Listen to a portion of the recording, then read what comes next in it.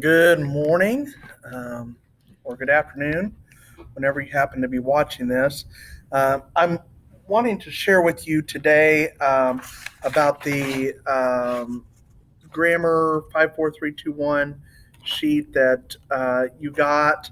Had a few questions about it, and so I wanted to just go over a few of those with you. So if you look at that, number 5 here says underline 5 capitalization errors, and we're going to be working on capital letters in our next grammar lesson.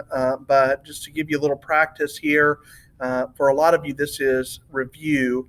But you want to underline 5 capitalization letters errors, and then down where it says capitalization number 1, capitalization number 2, number 3, you want to explain what those errors are.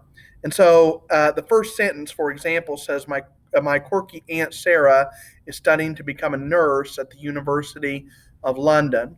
Well, right in that sentence, you have two different capitalization errors. Aunt in Aunt Sarah is not capitalized, and it should be capitalized. So you would underline aunt and capitalize it. And then down under capitalization 1, you would put why it should be capitalized. So in this case, it's because a title preceding a name is always capitalized. So Aunt Sarah, since Sarah is right there, her title is Aunt, it's being capitalized. There's one more in that sentence, and I will let you get that a two-part word actually, but there's 5 total in that exercise 5. Then exercise 4 says infer the meaning of the 4 underlined words in the following paragraph. If you have looked at the either the vocabulary lesson or the literature lesson for this week, then you have looked at the meaning of the word infer.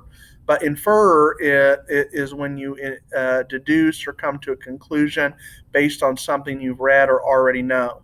So you're inferring it or making an educated guess about it. So the first sentence here says Greg was apprehensive about completing the lab assignment in his science class, and that means he's apprehensive. Okay, that's underlined.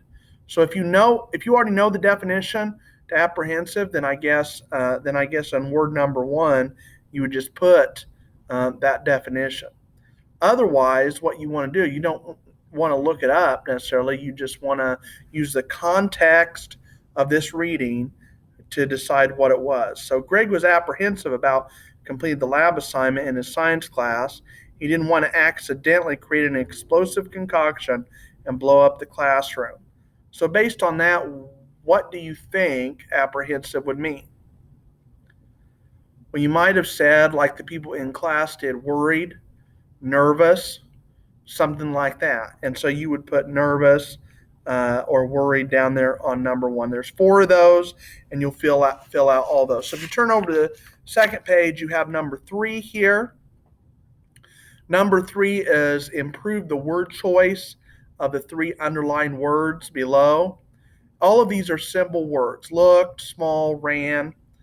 When Sally looked outside her window, she saw a small bird stuck underneath a plank of wood.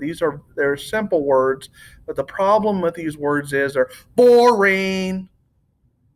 Okay?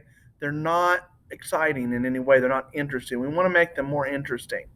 And so we want to improve them. Instead of Sally just looking, we want to say Sally peered out the window, or Sally gazed longingly out the window, or Sally peeked out the window.